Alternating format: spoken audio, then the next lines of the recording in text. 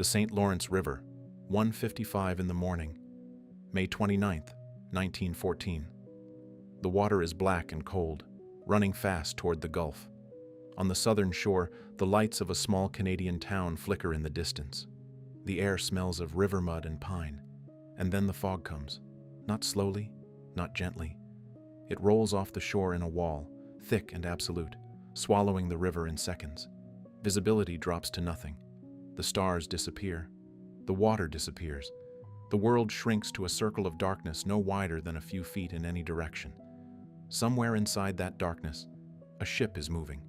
She is the RMS Empress of Ireland, one of the proudest vessels on the North Atlantic run. She carries 1,477 people, passengers and crew, most of them asleep in their cabins, unaware that anything has changed. She has been built to the highest standards of her age. After the Titanic went down 2 years earlier, the world demanded safer ships, and the Empress delivered. More lifeboats than the law required, watertight bulkheads, every modern safety measure that money and engineering could provide. None of it will matter. In 14 minutes, more than 1,000 people will be dead. Not in the middle of the ocean, hundreds of miles from shore, but here, 8 kilometers from land, in a river shallow enough to see the bottom. The fog will not lift. The water will not give up its dead. And within 3 months, the whole world will have forgotten this ever happened.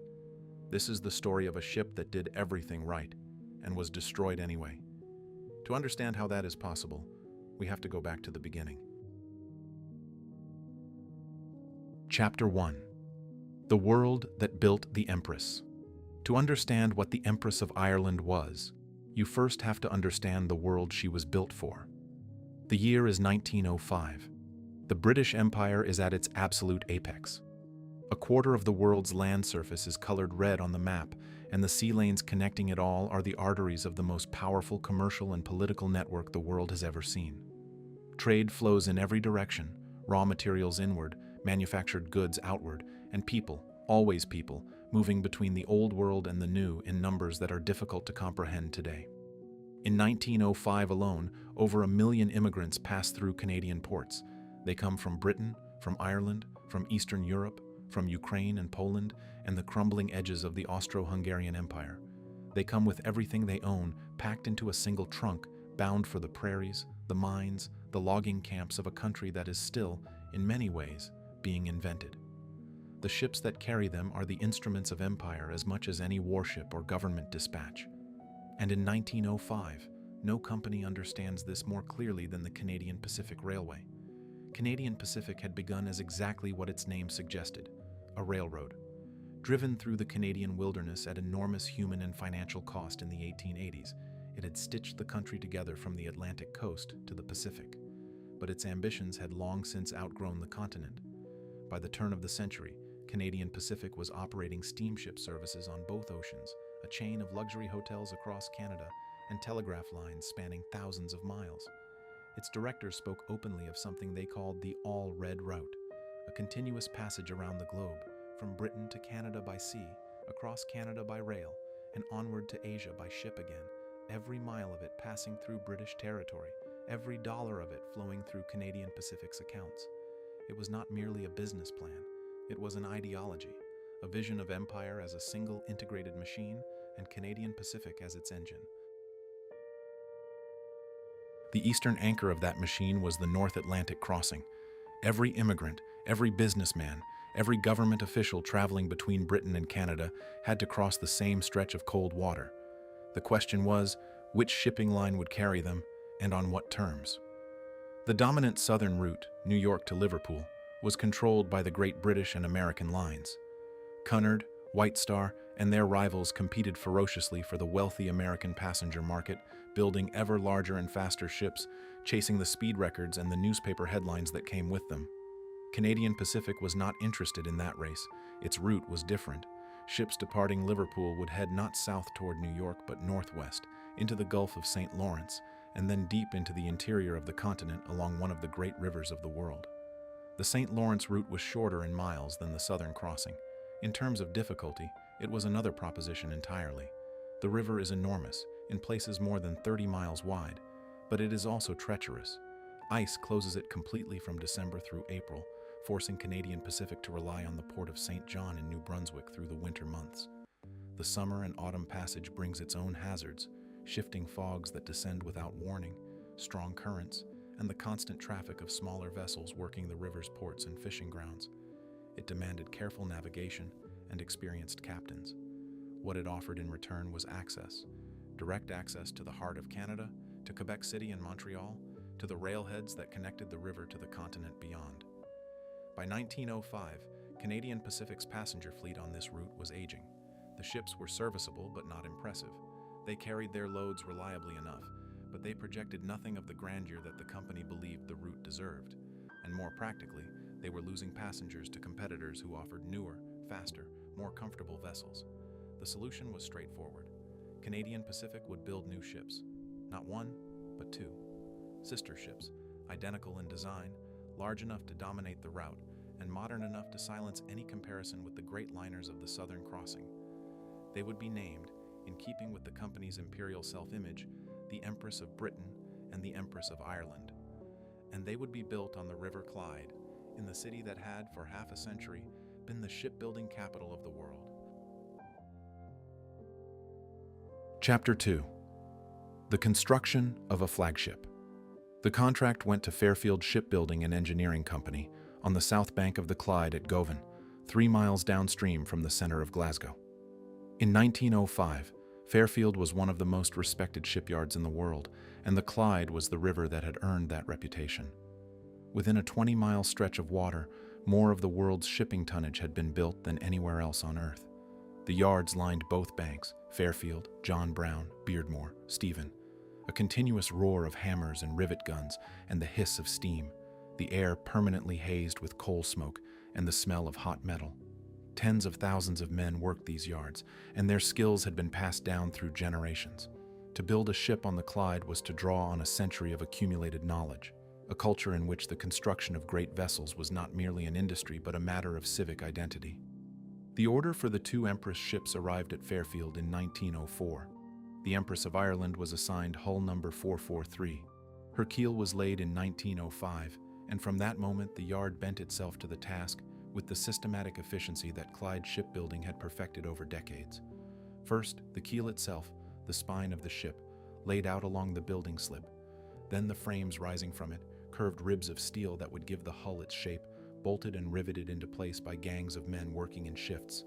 Then the plating, great sheets of steel hammered and heated and bent to fit the frames, fixed in place by riveters working in teams of 4, the holder-on bracing the rivet from inside the hull while the striker drove it home from outside with a pneumatic hammer. The noise was extraordinary and constant. Men who spent their working lives in the yards went partially deaf as a matter of course. The ship that took shape on that slipway was not designed to dazzle. Canadian Pacific had been explicit about its priorities. The Empress of Ireland was to be fast, reliable, and comfortable enough to attract a better class of passenger. But she was fundamentally a working ship, built to a schedule and a budget, not a floating statement of excess. Where the great southern liners were conceived as showcases of opulence, built to generate newspaper coverage and inspire public wonder, the Empress was designed to run. She would make the crossing in under a week, hold her speed in bad weather, and turn around quickly enough to maintain a reliable timetable. These were the virtues that mattered on the St. Lawrence route. Her dimensions reflected that purpose. She measured 548 feet in length, significant, but not enormous by the standards of the day.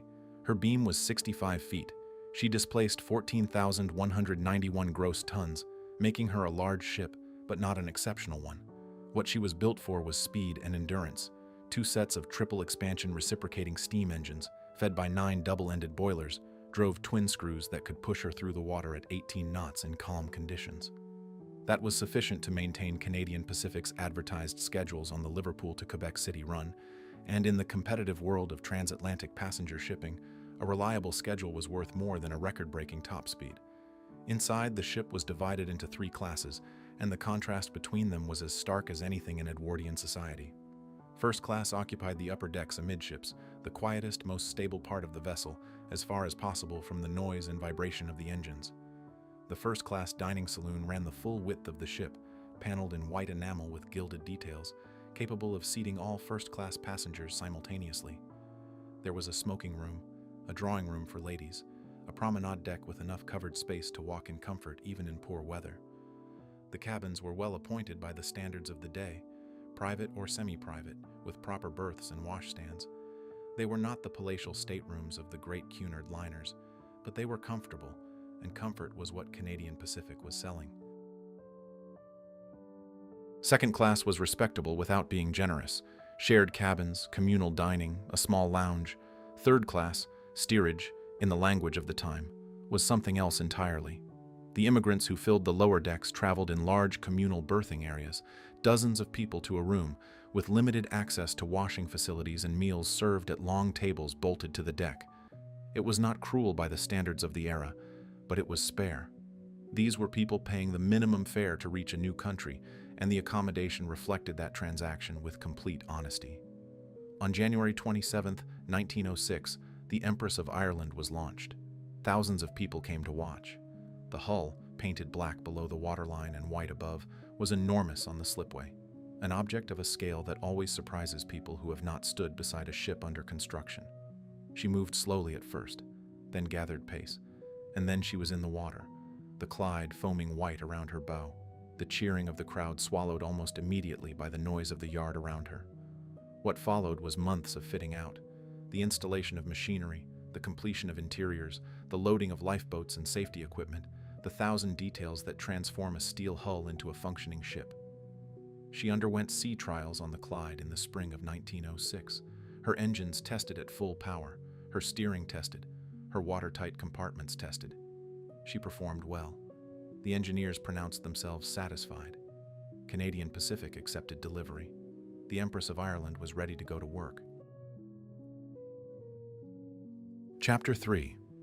The River and the Route. The Empress of Ireland departed Liverpool on her maiden voyage on June 29, 1906. She carried a full complement of passengers, immigrants in steerage, businessmen and officials in first class, the usual cross-section of humanity that the North Atlantic trade assembled and then scattered across the water. The weather was fair. The ship performed exactly as her builders had promised. She made the crossing in just under 6 days and arrived at Quebec City without incident, her passengers dispersing into the vast interior of Canada, most of them never to think about the ship that carried them again. It was, by every measure, an unremarkable debut. Canadian Pacific considered that a success. The route she would work for the next 8 years was one of the great crossings of the age, though it lacked the glamour of the Southern Passage. Liverpool to Quebec City, roughly 2,800 miles of open Atlantic, then the long approach through the Cabot Strait and into the Gulf of St. Lawrence, then the river itself, that extraordinary inland sea that narrows and deepens and curves through the heart of eastern Canada before delivering a ship to the ancient stone city perched on its cliffs. The whole passage took between 5 and 6 days, depending on conditions, and conditions on the St. Lawrence route were rarely simple. The river is deceptive. From a distance in summer, it can seem almost benign, wide and gray-green under an overcast sky, the forested shores low on the horizon, the water calm. But the St. Lawrence is a tidal river of enormous complexity. Its currents shift with the tides in ways that demand constant attention from a navigator. Its fogs are legendary. They form without warning, rolling off the shores or descending from low cloud, and they can reduce visibility to a ship's length in minutes. In the early months of the season, ice drifts down from the Gulf, slow-moving and silent, capable of damaging a hull that encounters it at speed. The channel, while wide by the standards of most rivers, has its constraints, shoals and headlands that require precise navigation, the constant traffic of smaller vessels working the fishing grounds and coastal ports. Every captain who worked the St. Lawrence route learned to treat it with a respect that the open Atlantic, with all its storms, did not necessarily demand. For the immigrants packed into steerage, the physical character of the crossing was largely irrelevant. What mattered was that the ship moved, that it kept moving, and that at the end of it, there was land. They came from everywhere, from County Cork and County Mayo, from the villages of Galicia and Ruthenia, from the shtetls of Lithuania and the farming towns of central Ukraine. They carried their possessions in trunks and cloth bundles. They spoke dozens of languages and shared the common experience of leaving everything familiar behind. The lower decks of the Empress were dense with humanity, the smell of bodies and cooking, the sound of children, the murmur of prayers in half a dozen tongues. These were people in the middle of the most significant journey of their lives, and the ship around them was simply the vessel of that passage, endured rather than experienced. First class was a different world entirely, separated from steerage not merely by a few decks of steel, but by an almost complete social reality. The men who traveled at the front of the ship were the men who ran the Empire's commercial machinery: bankers, lawyers, senior civil servants, the directors of mining companies and railway enterprises. They dined at tables laid with white linen and silver plate. They smoked in paneled rooms with leather chairs. They promenaded on decks that steerage passengers never set foot on. The ship carried them in a kind of mobile extension of the clubs and dining rooms of London and Montreal, and they expected it to function accordingly. The officer who would come to define the Empress of Ireland more than any other joined her company in 1910. Captain Henry George Kendall had spent his career working his way through the ranks of the merchant service, accumulating the experience and the reputation that the command of a major express liner demanded. He was known as a meticulous officer, attentive to his ship and to his passengers, with the kind of quiet authority that did not need to assert itself loudly. He was also, as events would prove, a man of unusual alertness, someone who paid attention to the details that others allowed to blur. He would command the Empress through some of the most dramatic years of her existence. Through those early years, the Empress built a reputation that was the most valuable thing a working passenger ship could possess: reliability. She was not the fastest ship on the Atlantic, and she made no claim to be. She was not the most luxurious. What she was, season after season, was consistent. She kept her schedules. She completed her crossings. She made the run to Quebec City and back, Liverpool to Quebec, Quebec to Liverpool, in the rhythm that the trade demanded.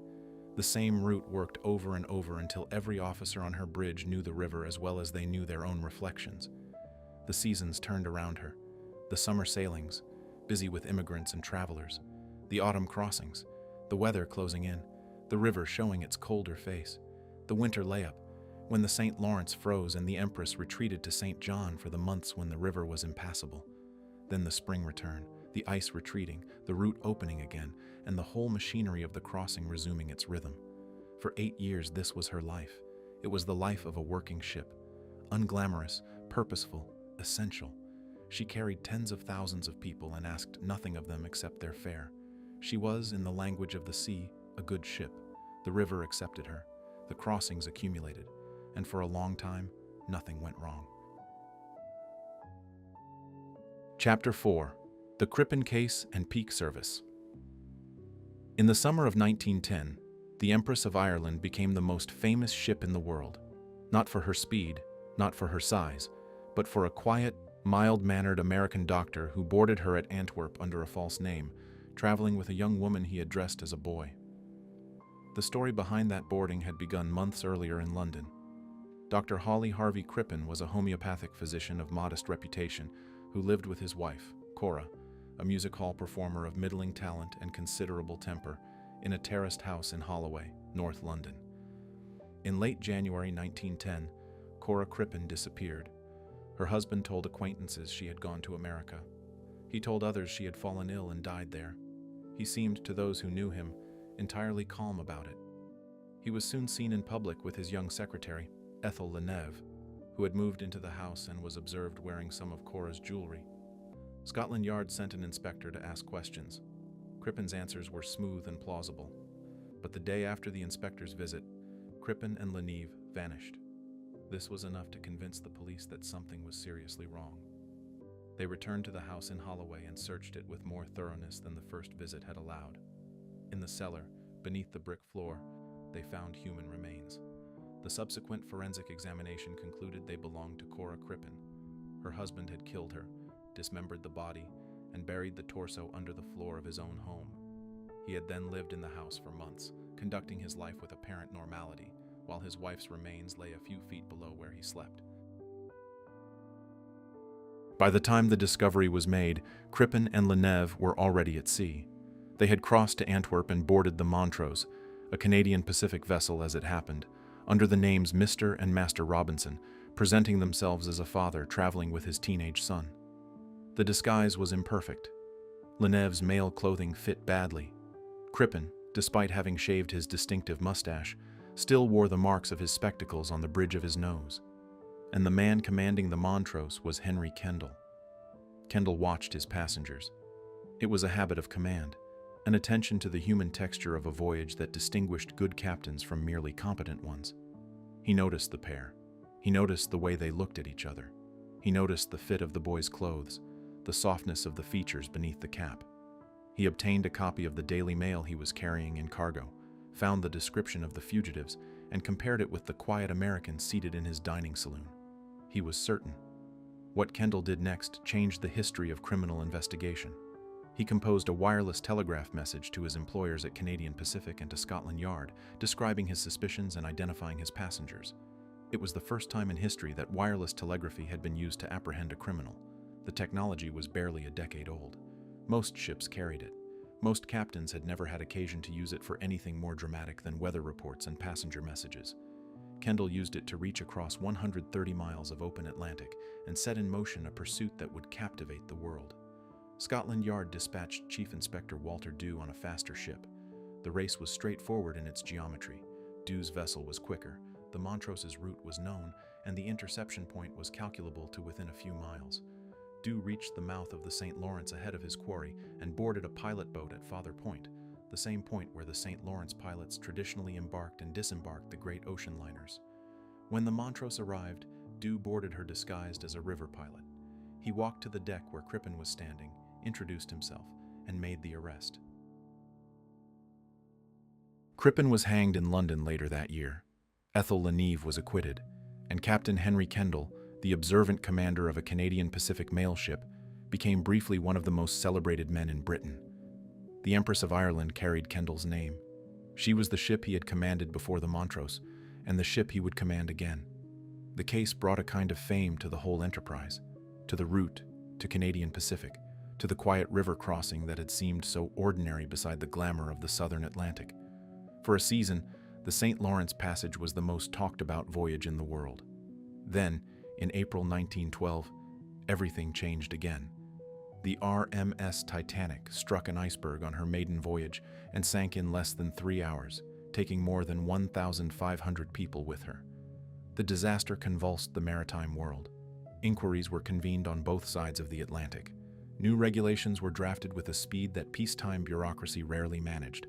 Every passenger ship in service was scrutinized. Every lifeboat count was rechecked. Every watertight bulkhead was re-examined against the new understanding of what flooding could do to a ship that had been considered unsinkable. The Empress of Ireland was not exempt from this reckoning. Canadian Pacific moved quickly to bring their flagship in line with the new requirements and beyond them.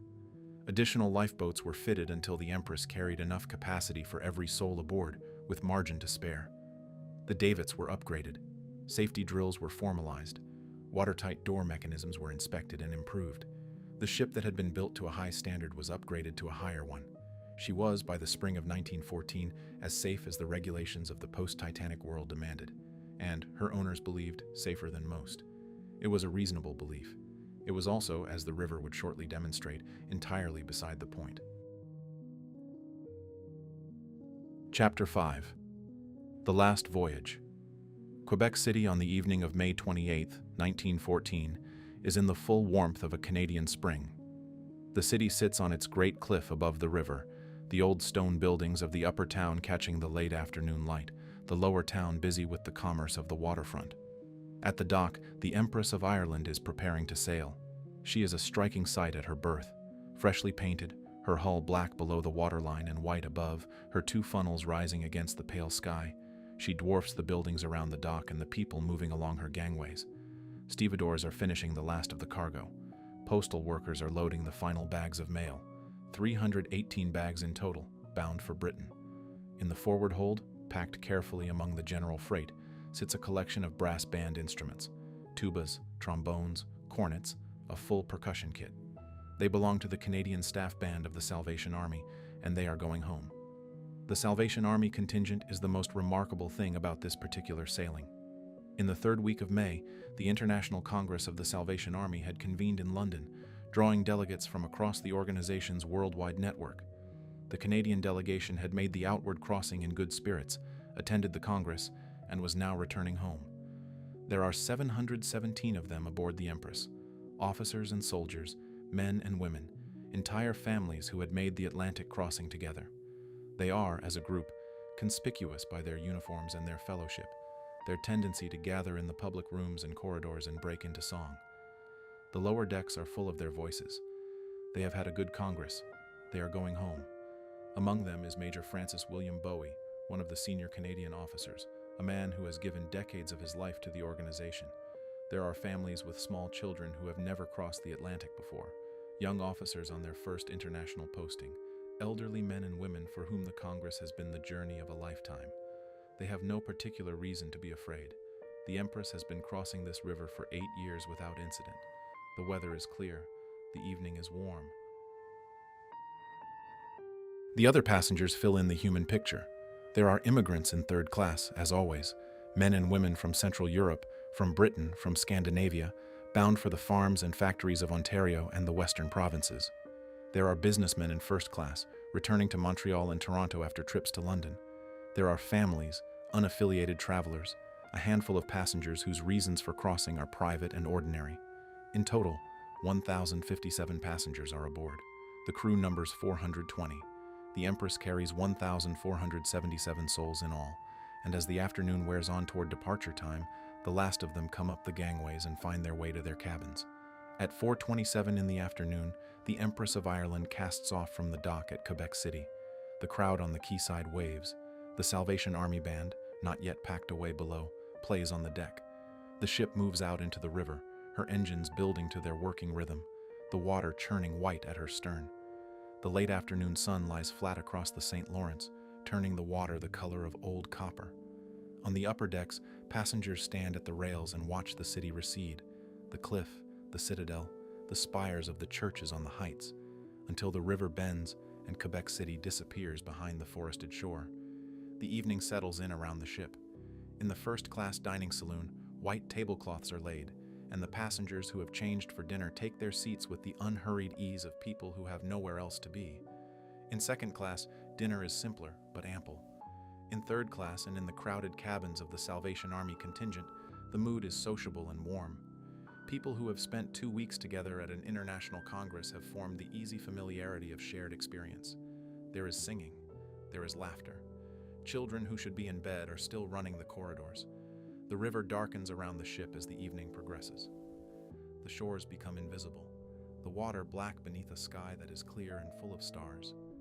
The temperature drops as it always does on the river after dark, and the passengers on deck pull their coats tighter and eventually drift inside. By 10 o'clock, the public rooms are quieting. By 11, most passengers have retired to their cabins. The ship moves downstream in near silence, her engines a low vibration felt through the decks rather than heard, her running lights reflected in the dark water. At Father Point, Pointe-au-Père, a small promontory on the south shore of the river where the deep-water channel narrows, the river pilot who has guided the Empress down from Quebec City prepares to disembark. This is routine. Ocean-going vessels on the St. Lawrence are required to carry a river pilot for the passage through the upper reaches of the waterway, where local knowledge of the currents and channels is essential. At Father Point, that obligation ends. The pilot transfers to a small tender that has come alongside in the darkness, and Captain Henry Kendall takes sole command of his ship. It is shortly after midnight. Father Point falls behind. Ahead lies the lower St. Lawrence, widening toward the Gulf, the passage that will carry the Empress out to the open Atlantic and thence to Liverpool. The weather remains clear. The stars are visible. There is no particular reason for concern. Below decks, the ship sleeps. In the third-class cabins on the lower decks, the immigrants and the Salvation Army families are in their berths, their doors closed against the night. These cabins sit low in the ship, close to the waterline. They are warm and dark. The sound of the engines and the rush of water against the hull is a constant background, familiar enough after a day at sea to be ignored. Children sleep with the deep unconsciousness of the young. Adults settle into the light, interrupted rest of the traveler, aware somewhere beneath awareness that they are in motion, that the ship is carrying them through the dark. By 1 o'clock in the morning of May 29, 1914, nearly everyone aboard the Empress of Ireland is asleep. The ship is making good speed.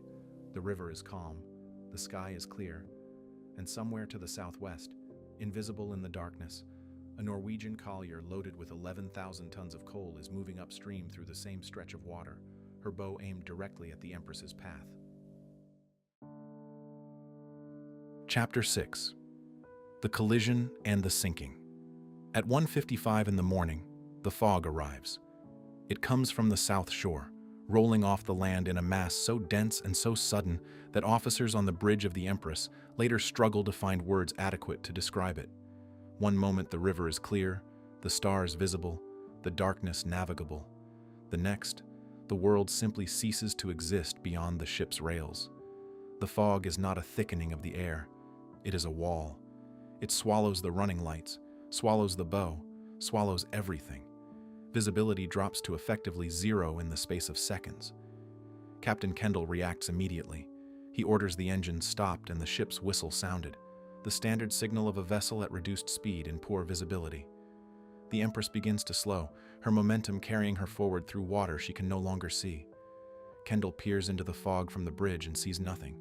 He sounds the whistle again, and then, out of the darkness ahead and to the right, he sees something that should not be there, a light, moving, coming closer.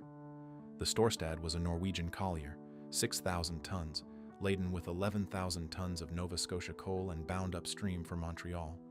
She was a working ship, blunt-bowed, heavy, built for cargo rather than speed, and she was being navigated that night by her first mate, Alfred Toftenis, while her captain, Thomas Anderson, slept below. When the fog descended, Toftenis did what he believed was correct. He maintained the Storstad's course and speed, reasoning that any alteration in the fog was more dangerous than holding steady. It was a judgment that would be debated in inquiry rooms for years afterward. What is certain is that the Storstad did not stop.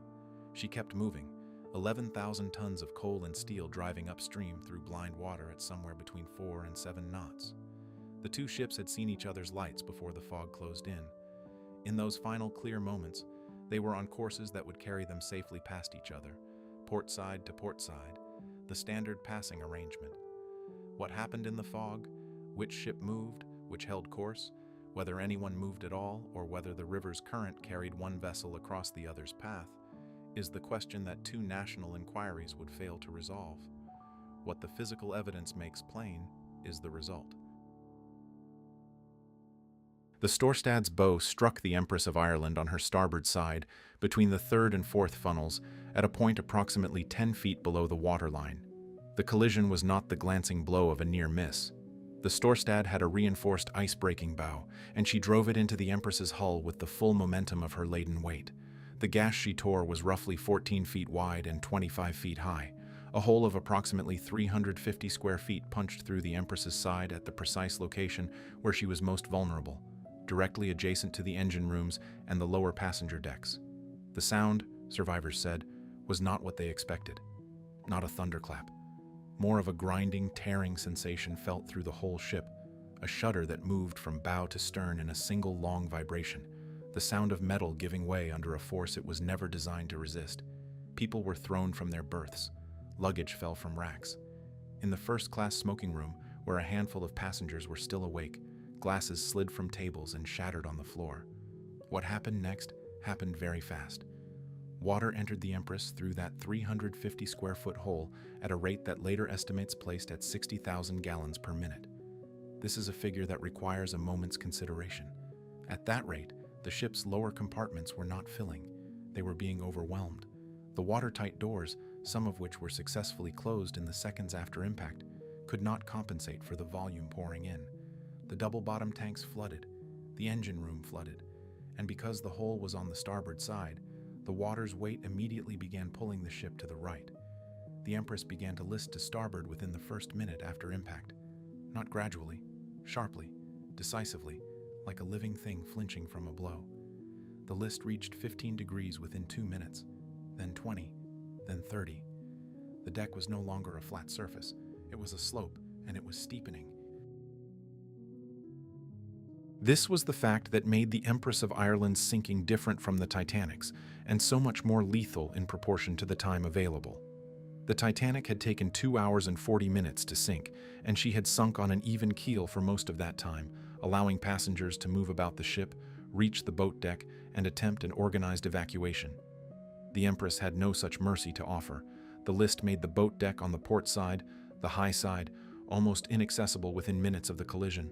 The lifeboats on that side swung away from the ship on their davits, hanging uselessly over empty air rather than over water. Some were successfully launched from the starboard side, already low and approaching the river's surface. Many were not. The davit crews could not operate equipment on a deck that was tilting beneath their feet at an angle that made standing difficult and working with heavy machinery nearly impossible. Below, in the third-class cabins and the berths where the Salvation Army families were sleeping, the situation was already beyond recovery. These cabins were on the lower decks, close to and in some cases below the waterline even before the collision.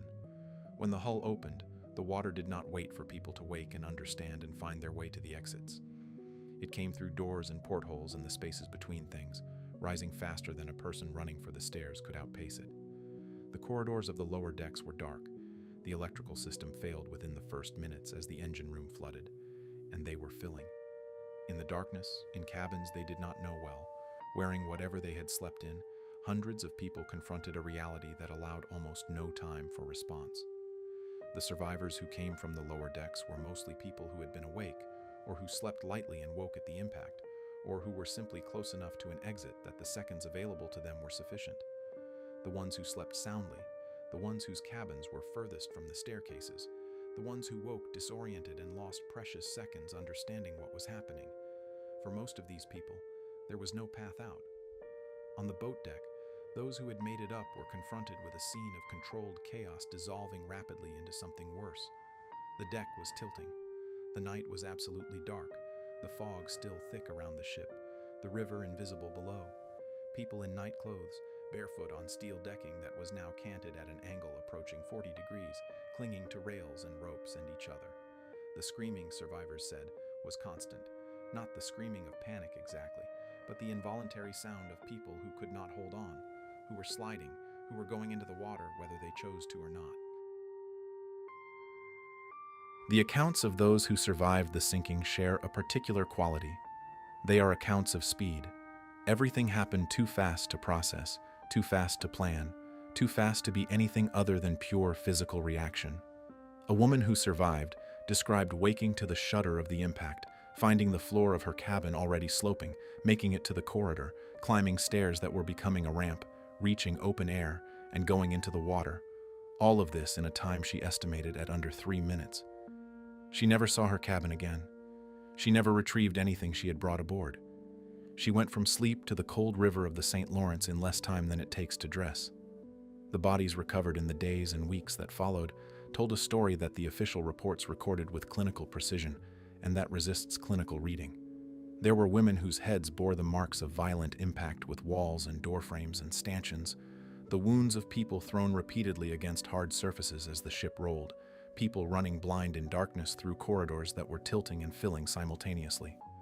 The roll of the ship in its final minutes was not a gentle lean. It was a catastrophic revolution, the hull going over onto its side with a speed and violence that turned every fixed object aboard into a hazard. At 2:09 in the morning, 14 minutes after the Storstad's bow made contact with her hull, the Empress of Ireland disappears beneath the surface of the St. Lawrence River. Her stern rises as her bow strikes the riverbed, and then she rolls onto her starboard side and goes down. The sound, witnesses on the Storstad reported, was enormous, the noise of a great structure giving way, of air escaping, of water receiving something immense.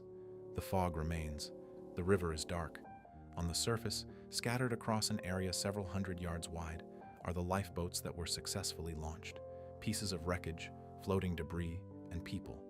Hundreds of people, in water that is 10 degrees Celsius, cold enough to incapacitate within the hour, cold enough to kill by morning if rescue does not come. The crew of the Storstad, shaken and largely uninjured, their ship damaged at the bow but in no danger of sinking, lowered their own lifeboats and began pulling people from the river. It was the first act of a rescue operation that would continue through the remaining hours of darkness, small boats moving through fog and wreckage, lifting the living and passing by the dead. There were 1,477 people aboard the Empress of Ireland when she sailed from Quebec City the previous afternoon. Of those, 465 would survive the night. Chapter 7. Rescue and Aftermath. The first rescue vessel to reach the scene was the Lady Evelyn, a small Canadian government steamer that had been anchored near Father Point when the Empress's distress signal was received.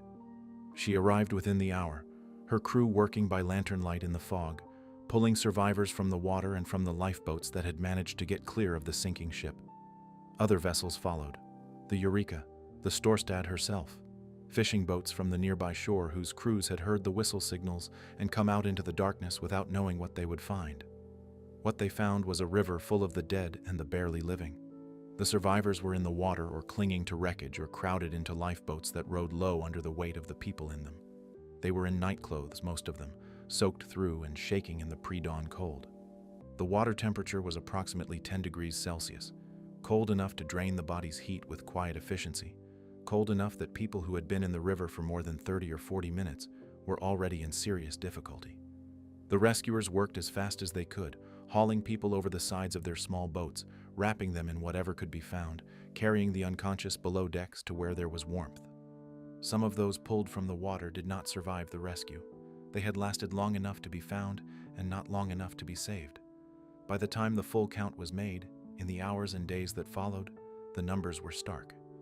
Of the 1,477 people who had sailed from Quebec City the previous afternoon, 465 had survived. 1,012 were dead.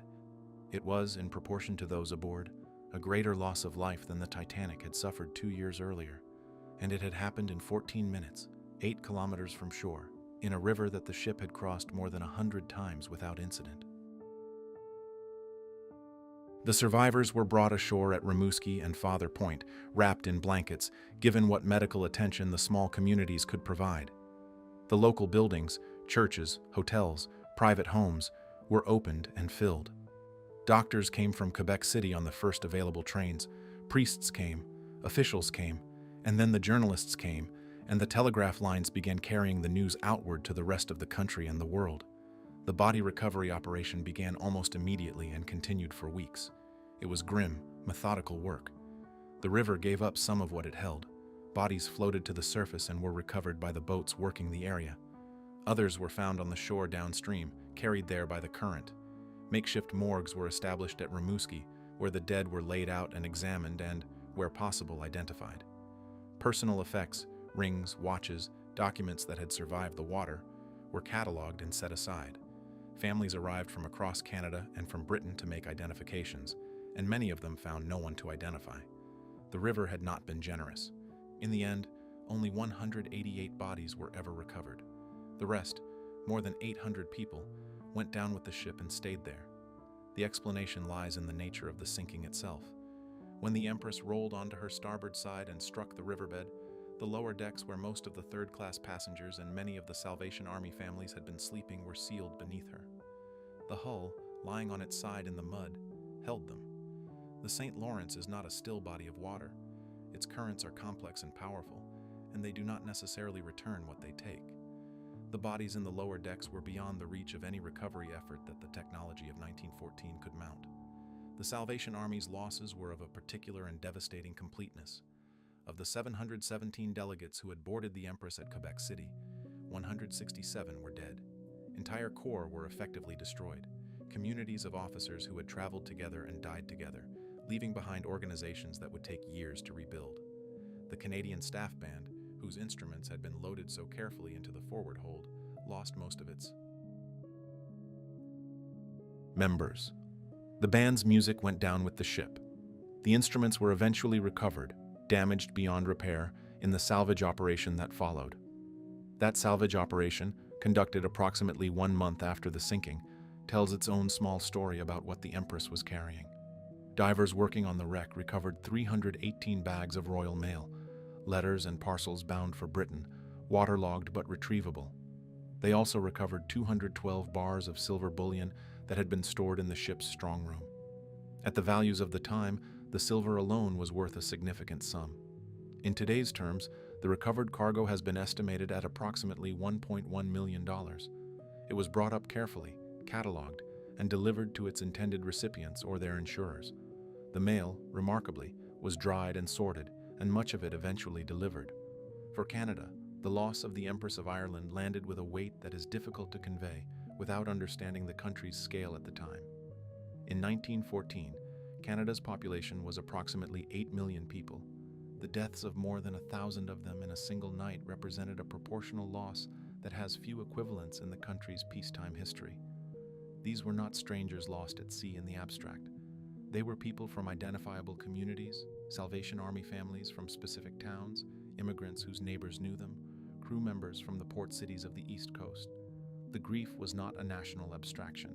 It was local, specific, and very deep. The river flowed on. It always had. It carried the news downstream to the Gulf and out to the sea, indifferent as water has always been to what it holds and what it releases. Chapter 8. Nobody's Fault. Within days of the sinking, the formal process of assigning responsibility had begun. It would prove to be as murky and unresolved as the fog that had started everything. The Canadian inquiry opened in Quebec City on June 16, 1914, less than 3 weeks after the disaster. It was presided over by Lord Mersey, the same British judge who had led the official inquiry into the Titanic's sinking 2 years earlier. He had experience with maritime catastrophe, with the particular difficulty of reconstructing events that had unfolded in darkness and confusion, with the tendency of witnesses to remember what they needed to remember, rather than what had actually occurred. He would need all of that experience here. Captain Henry Kendall testified at length. His account was precise and, in its outlines, consistent. The two ships had sighted each other before the fog closed in. They were on courses that would carry them safely past, port to port. When the fog descended, Kendall stopped his engines and sounded his whistle. He watched the Storstad's lights through the murk and saw them move, saw them swing from his starboard to his port side, which meant the Storstad had altered course toward him, crossing his bow and placing herself directly in the Empress's path. He had ordered hard to port and full astern in the final seconds, trying to turn his ship away from the collision. It had not been enough. The Storstad's officers told a different story. First Mate Toftinus, who had been on the bridge when the fog arrived, testified that he had held his course and reduced speed, as the rules of navigation required. He had heard the Empress's whistle signals and responded with his own. And then, emerging from the fog, he had seen the Empress not where he expected her to be, crossing ahead of him on her original course, but swinging toward him, her bow coming around to starboard, directly into the Storstad's path. There had been no time to avoid the collision. The Empress had turned into them. Captain Thomas Anderson of the Storstad, who had come on deck after the collision, supported his mate's account. He had not been on the bridge when the fog descended and the critical decisions were made, which was itself a point the inquiry noted with pointed attention. But his version of events, and Toftinas's, was internally consistent and not obviously implausible. In thick fog, with both ships in motion and their relative positions constantly changing, a misread of compass bearings or a misidentification of which lights belonged to which vessel could produce exactly the confusion that both sides described. Lord Mersey found in favor of the Canadian position. His inquiry concluded that the Storstad had altered course in the fog, that this alteration had caused the collision, and that the Empress and her officers bore no responsibility for the disaster. The findings were delivered with the authority of a formal judicial proceeding and the confidence of a man who had made his judgment and stood by it. Norway was not persuaded. The Norwegian inquiry, convened separately and reviewing the same evidence, reached the opposite conclusion. In their assessment, it was the Empress that had changed course after the fog descended, swinging to starboard across the Storstad's path in a maneuver that gave the collier no possibility of avoiding the impact. The Storstad's officers had behaved correctly. The fault lay with the Empress. 2 inquiries, 2 contradictory verdicts, and between them, the truth, locked somewhere in the fog of the St. Lawrence on the morning of May 29, 1914, with the witnesses who are no longer alive to be questioned, and the instruments that did not exist to record what actually happened. The irreconcilability of the 2 accounts is not, on examination, surprising. Both versions are physically possible.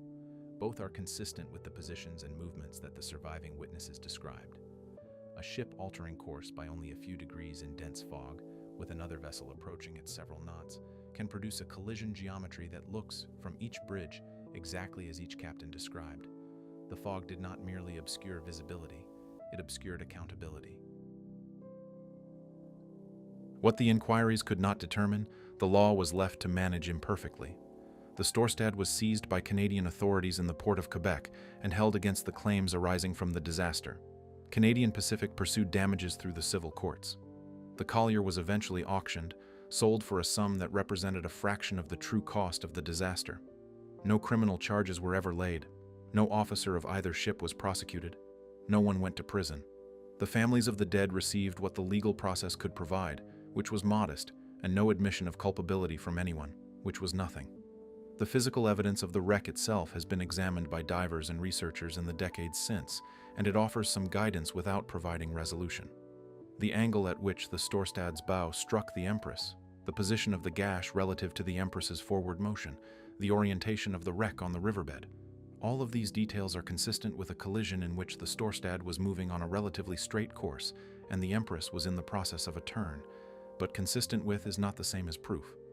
Naval architects and maritime historians have disagreed about the interpretation of the physical evidence as thoroughly as the original inquiries disagreed about the testimony.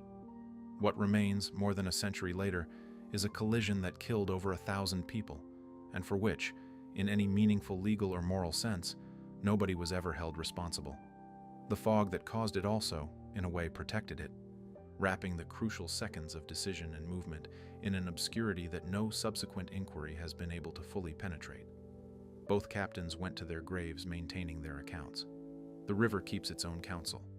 The question of what actually happened in those few minutes of blindness on the St. Lawrence remains, formally and finally, unanswered. Chapter 9. Why the World Forgot the Empress. On June 28, 1914, 1 month and a day after the Empress of Ireland sank, a young Bosnian nationalist shot the Archduke Franz Ferdinand on a street in Sarajevo. 6 weeks later, Europe was at war. By August 4th, Britain had entered the conflict, and with it Canada, and with it the entire apparatus of empire that had built the ship and the route and the world the Empress had sailed through. The casualty lists that began appearing in Canadian newspapers in the autumn of 1914 were measured not in hundreds but in thousands, and then in tens of thousands, and the particular grief of May 29th was absorbed into a larger grief so vast and so sustained that it reshaped everything it touched. The Empress of Ireland did not disappear from memory overnight. In the immediate months after the sinking, the inquiry had kept the story alive, and the communities most directly affected, the Salvation Army, the families of the crew, the immigrant communities who had lost people in the lower decks, were doing what grieving communities do, which is hold on. But the machinery of public attention had moved on, and it would not come back. The war took everything.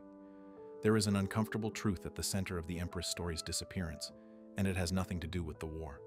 The Titanic sank 2 years before the Empress, killing roughly 500 fewer people, and it has never been forgotten.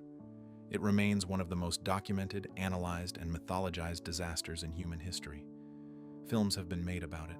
Museums are devoted to it. Its name is a byword for hubris and catastrophe in a dozen languages. The Empress of Ireland, which sank faster, killed more people proportionally, and offered its passengers far less chance of survival, is known today mainly to maritime historians and the descendants of those who died. The difference is not the scale of the tragedy. It is the identity of the victims and the circumstances of the telling. The Titanic carried, in its first-class cabins, some of the most prominent figures in the Anglo-American world: millionaires, industrialists, members of the transatlantic elite whose names appeared regularly in newspapers on both sides of the ocean. Their deaths were, in the social calculus of 1912, important deaths. The coverage was immediate, enormous, and sustained. The inquiries that followed were political events as much as legal ones. The Titanic's loss demanded a response commensurate with the stature of those who had died. The Empress carried immigrants in its lower decks and Salvation Army workers in its cabins. Decent people, hard-working people, people whose lives had weight and meaning and whose loss left real and lasting wounds in real communities. But they were not people whose deaths commanded the same automatic machinery of public mourning. The newspapers covered the disaster, the inquiries were conducted, and then the story settled into the category of things that Canada knew and the world did not particularly need to. The Salvation Army never forgot. The organization that lost 167 delegates on that single night has maintained the memory of the Empress with a fidelity that other institutions did not match. Annual commemorations were held. The names of the dead were recorded and preserved. In the corridors of Salvation Army buildings across Canada, the disaster remained a living piece of institutional memory long after it had faded from general consciousness. The wreck itself was rediscovered by recreational divers in the 1960s, lying on her starboard side in approximately 45 meters of water, her hull surprisingly intact, her structure recognizable. She became, in the diving community, one of the most significant wrecks in North American waters, accessible enough to explore, deep enough to be serious, large enough to spend multiple dives on without exhausting what she had to show. The ship's bell was eventually recovered and placed in a museum, a physical object connecting the present to the morning of May 29, 1914. The wreck site was designated a protected heritage area under Canadian law, recognizing both its historical significance and the fact that it remains, formally, a grave. What the designation could not provide was the broader recognition that the disaster deserved. Canada remembers the Empress of Ireland the way a family remembers a loss that the wider world has moved past, with a particular private intensity, the grief of people who know that the dead were real, and that the forgetting was not a judgment on them, but a failure of the world's attention. The war came, the names multiplied, the river kept the dead it had taken, and somewhere in that current of forgetting, the largest maritime disaster in Canadian history simply slipped beneath the surface, the way the ship herself had, too fast, in the dark, and with almost no time to prepare. Chapter 10. 45 meters down. She is still there. 45 meters below the surface of the St. Lawrence River, 8 kilometers from the southern shore, the Empress of Ireland lies on her starboard side in the silt and cold of the riverbed. On a clear day, from the right point on the shore near St. Luce, you can stand on land and look out at the water above her. There is nothing to see. The river gives nothing away. It moves as it always has, gray-green and purposeful, carrying its volume of water toward the Gulf with the indifference of something that was old before any of this happened and will continue long after every record of it is gone. Divers who descend to her find a ship that is, in many places, remarkably preserved. The hull is encrusted with the growth of a century, but the structure is there. The decks, the corridors, the railings, the great machinery of her engines. They swim through spaces where passengers slept and ate and sang and worried about ordinary things, through rooms that the river entered in the dark of a May morning and has never left. More than 800 people remain in the wreck. They have been there for over 100 years. The designation of the site as a protected heritage area is, among other things, an acknowledgement that they will stay there, that the river is their resting place now, and that no recovery operation will change that. What the Empress of Ireland leaves behind is a particular kind of lesson, one that resists the comfortable narrative that disasters usually generate. After the Titanic, the world learned things. It built more lifeboats. It raised bulkheads. It added equipment and regulations and procedures. The Empress received all of these improvements and carried them faithfully on her last voyage. They did not save her. They could not save her, because the thing that destroyed her was not the absence of preparation. It was the presence of 14 minutes. 14 minutes and a fog bank and a collision geometry that the finest naval architects of the age had never been asked to design against. The fog, in the end, is the story. Not as metaphor, but as fact. A wall of air and water vapor that moved faster than any system built by human hands, that erased the visibility on which every safety calculation depended, and that turned a modern, well-equipped, responsibly commanded ship into a trap. The forces that defeat preparation are rarely the ones that preparation was designed to defeat. They come from the direction no one was watching, in the form no one anticipated, at the moment when the watch has just changed and most of the passengers are asleep. The St. Lawrence does not commemorate. It runs. It ran before the Empress was built. It ran while she crossed it 100 times without incident. It ran on the morning she went down, and it runs today, carrying everything and giving almost nothing back. Somewhere beneath its surface, 8 kilometers from a shore you can see from land, over 1,000 people came to the end of their story in 14 minutes, on a ship that had done everything right. The river keeps moving. It always does.